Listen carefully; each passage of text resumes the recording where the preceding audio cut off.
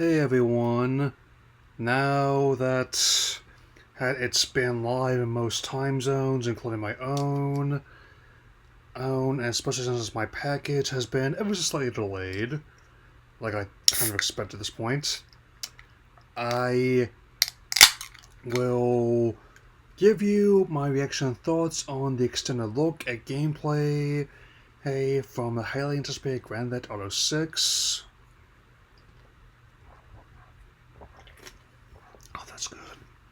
And seeing as how Netflix is still one of my top four streaming services I tend to use on a regular basis. I always tend to be on there at least once a day, just to see what's new or to go through my anime backlog. So, let's begin. The, the footage has been purportedly captured on the PS5. They're trying their best to meet demand for console shipments, and while there has admittedly been a waft of arrogance from Sony, which I would not be the first time I've seen that coming, as has happened before, the wall of reality has hit their ambitious plans hard. I mean, at least that's what seemed to be hinting at for the next system.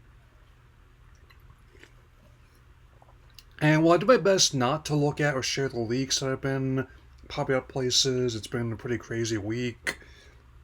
Admittedly, I was still in California when this started happening, including, including the whole detail of some of them actually being some kind of cryptocurrency scam that one of the people responsible allegedly rug pulled the equivalent of $1 million. But some of the details have indeed been corroborated by this one, like how a lot of the combat and weapon systems have been, as well as just basic interaction, brought more in line with the Red Dead titles, which makes sense. They share a lot of similar DNA and have not been outright confirmed, but it's a heavily implication that they take place in the fictional universe, not just because they have missions involving train robberies and chases, and also that seems to suggest that the one person you have with the flying machine you'll find was loved him out Chiliad.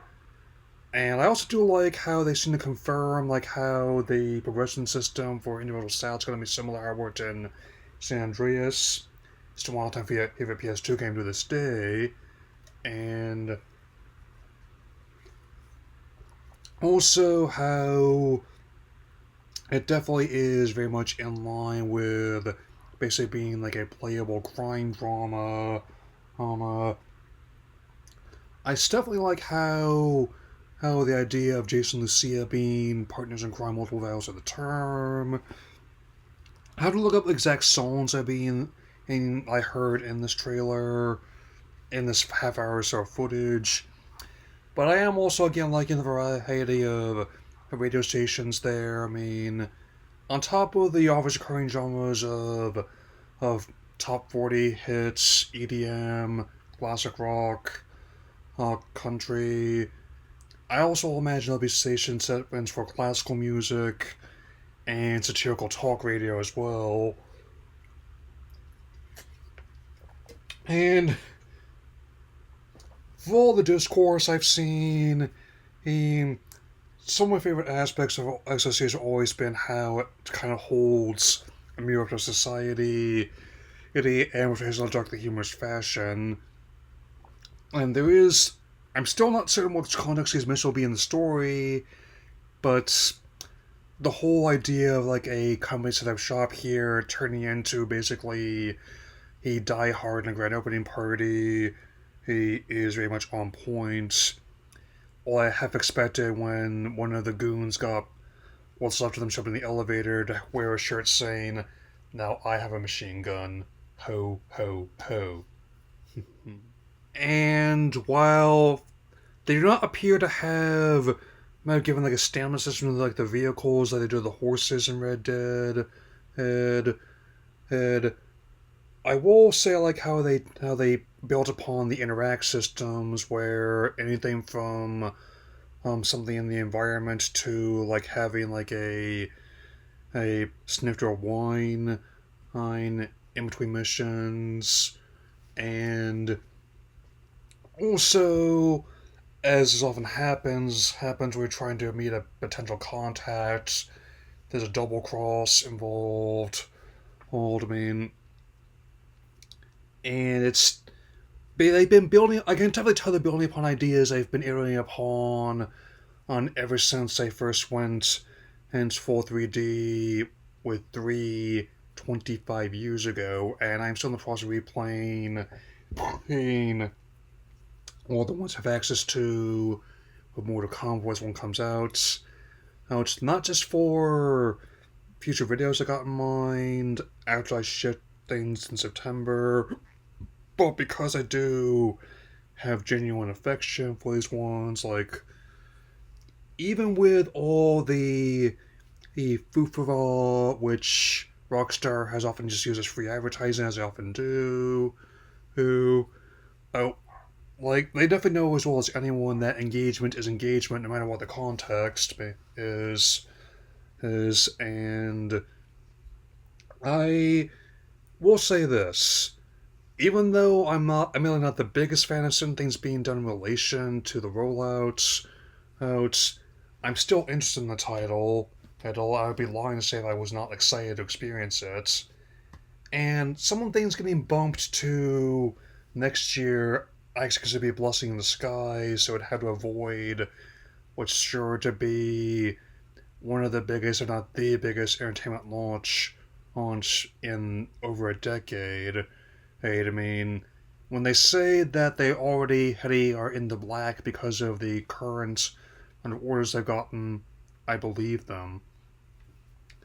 Though I personally not gonna go right for the deluxe version. I usually, based on personal preference, tend to go for like a base version and then an upgrade later. Or, I mean, at the very least, I know I'll still be getting like the Vice City cosmetics of Tommy Vercetti's iconic Hawaiian shirt and acid wash jeans, and maybe his not quite Adidas as well. Because that is also one of the ones I'm revisiting in light of this game's setting. Also, like the little details I'm seeing there, where the homestay of Leonidas, have a stand-in with Florida, uh, where the license plate being like the state for being a tangerine, which is kind of like how the real state is based on the orange, where anything from like a morning glass of juice to something a bit heavier when you're partying has been the base for that. And I also especially like how they actually have built upon the actual act of doing Grand Theft Auto, where depending on how you choose to approach things, you can either just like crack open the window, oh, or use a Slim Jim to get into it. And I'm not talking about the jerky either. So there's that. And personally, not having performance mode at launch is actually not going to be a deal breaker for me because I still play a lot of older games that came out decades ago. Heck, one of the things I decided to do during the blackout is to play PS1 and 2 titles that came out decades ago, which don't require a connection and are single player experiences. So I still maintain I can get by another 3 days or so without doing the multiplayer functions at all. I mean, at least in that ecosystem. And I can tell how much as I had before that this is a living, breathing city, which is very much influenced by our world, but not exactly like it. And we also get some more, or or shots of things we saw previously, like the mimetic, dual wielding Karen, and the and some of the gators showing up in the convenience store, or hey, he just wants something to eat, probably.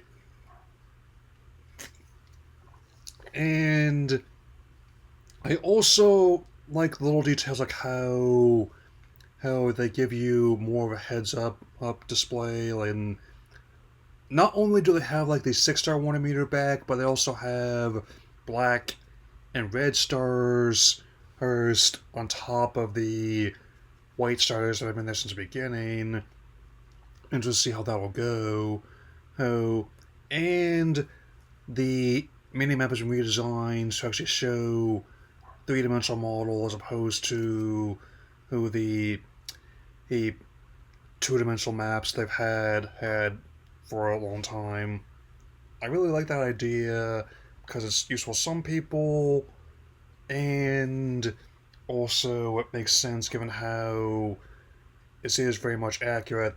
The claims that the sheer scale of the map is on par with the size of Liberty City in 4 and Los Angeles in 5, and it's hard to pick if I see the surrounding areas, to be certain.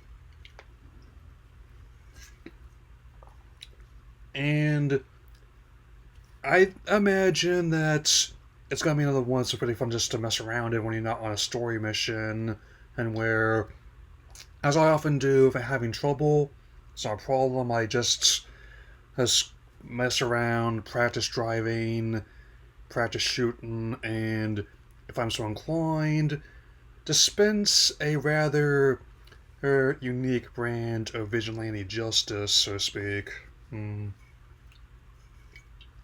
And I can definitely tell that this is definitely going to be like the one major new release I go for, or if I must do digital, not counting legacy titles or indies that only I might have interest in, or at least a handful of other people. Well, I will be willing to undertake this, even if others might not be. And even when I don't have something to physically hold and know, these code boxes do not count, and I am still willing to play it, even if it's clear here that things are definitely not going to be going the way anyone believes.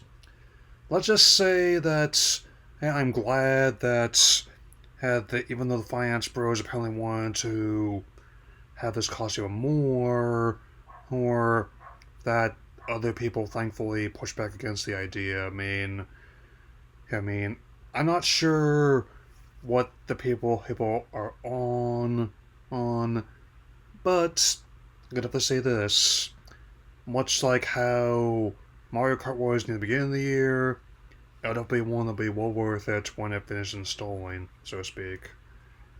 Count on that. Anyway, the game will still be releasing this November on PS5, Xbox Series, and later dates on PC.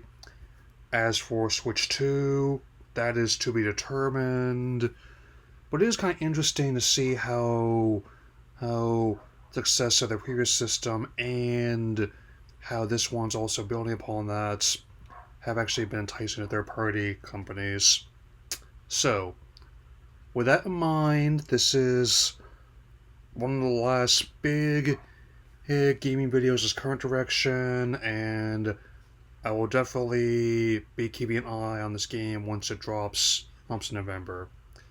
That's all for now, and I'll see you all again soon. Take care, everyone.